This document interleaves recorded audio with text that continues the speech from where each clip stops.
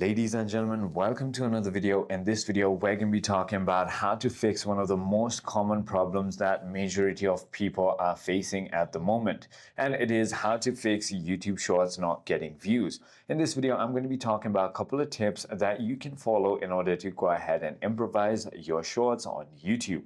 The first thing you want to do is improve the hook. The first 3 seconds determines your complete video. The first frame is your thumbnail. Avoid slow intros. Start immediately with action, a surprising statement, or a question. Aim for less than 40% of viewers swiping away.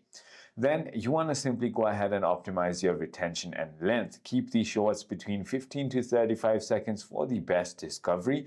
Ensure that the content is concise and engaging enough to keep audience retention high, ideally over 80 to 90%. Finally, use a proper formatting in audio, so ensure a 9:16 vertical aspect ratio to prevent black bars, which can hurt performance.